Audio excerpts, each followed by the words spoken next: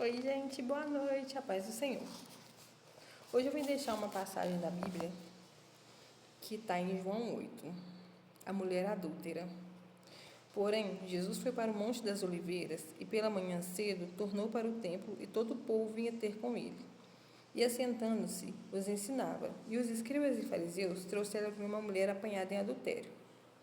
E pondo-a no meio, disseram-lhe: Mestre, essa mulher foi apanhada no próprio ato adulterando. E na lei nos mandou Moisés que as tais sejam apedrejadas. Tu, pois, o que dizes? Isso diziam eles, tentando para que tivessem de que o acusar.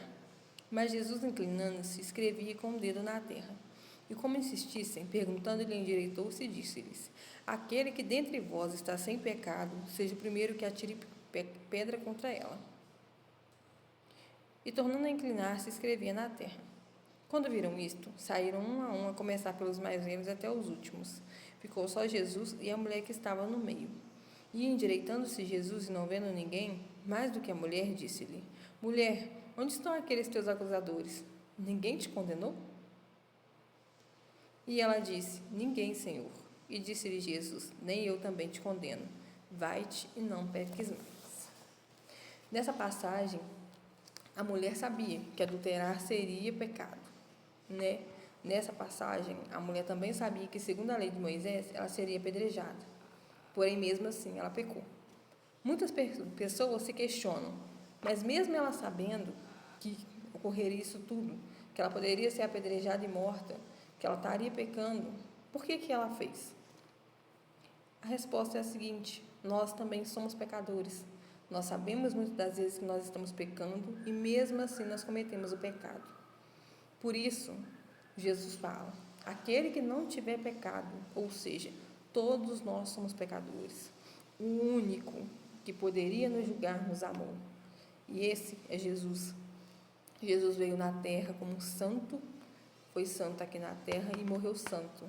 E voltou também como um santo. Jesus foi o único homem sem pecado que andou na terra. Fora isso, todos nós somos pecadores. Então, para que julgar? Para que você apontar o dedo para alguém que fez algo, sendo que você também tem pecado? Para Deus não existe pecadinho ou pecadão. Para Deus tudo é pecado. O fato de você falar de alguém não significa que você seja melhor do que ele.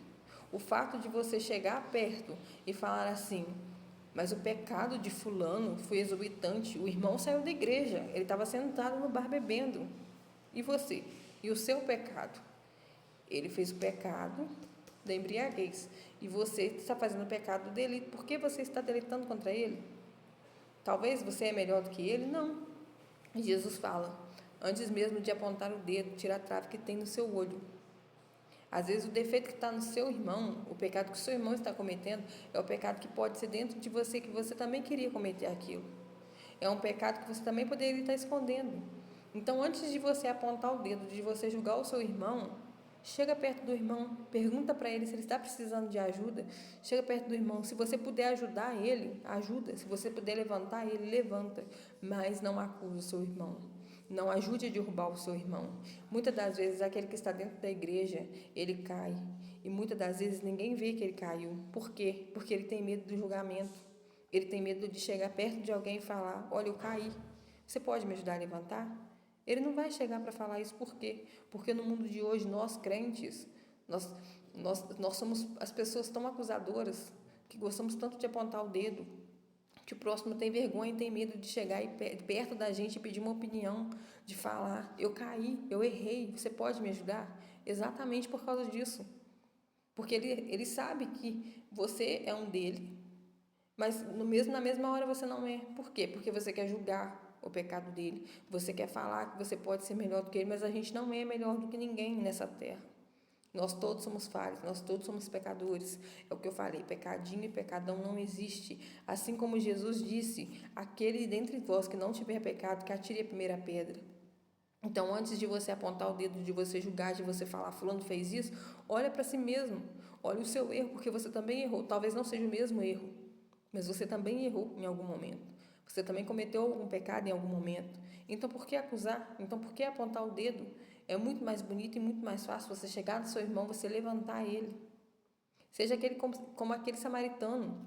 Ele não olhou a aparência, ele não olhou a religião, ele não olhou nada disso, ele só ajudou a levantar. E ele não falou, eu sou tal, tal, tal, não. Ele só ajudou a levantar, curou as feridas e foi embora. E assim seguiu. Então faça isso pelo seu irmão. Ajude a curar as feridas, ajude a endireitar quem está caído, ajude a levantar o seu irmão, ajude a caminhar. É tão bom você poder ajudar. Porque em vez de você levantar o seu irmão, de você ajudar, você quer realmente derrubar ele. Então Jesus fala para nós, Deus fala para nós o tempo todo, eu não te condeno. Se Deus não condena a gente, quem vai condenar? Nós, os homens, nós, os crentes, nós, os pecadores. Nós não somos ninguém para julgar ninguém. Nós não somos Deus e nós não somos juiz para condenar, para julgar, nem apontar ninguém. Nós não somos perfeitos, nós somos falhos. Então Jesus disse, vai então, porque eu também não te condeno. Só que Jesus falou com ela, não peques mais. Mas Jesus sabia que ela pecaria de novo. Mesmo assim, Jesus perdoou. Então, sejamos como Jesus. Ao invés de ficar com piadinhas, com deboches, ironias, sejamos crentes, mas crentes como Jesus foi. Sejamos pessoas realmente, de tempos atrás, aqueles crentes fervorosos que davam glória a Deus nas igrejas, aqueles crentes que realmente buscavam a presença de Jesus, não os crentes de hoje em dia que você não pode falar nada. Se você fala que algo está errado, não, eu não vou lá mais porque Deus, Jesus, ensinou isso para a gente. Você tem que aprender. Criança, quando é pequenininha, ela cai, ela vai com o dedinho às vezes na tomada e você fala com ela, não pode, isso vai te machucar, não faz, porque isso aí não está certo.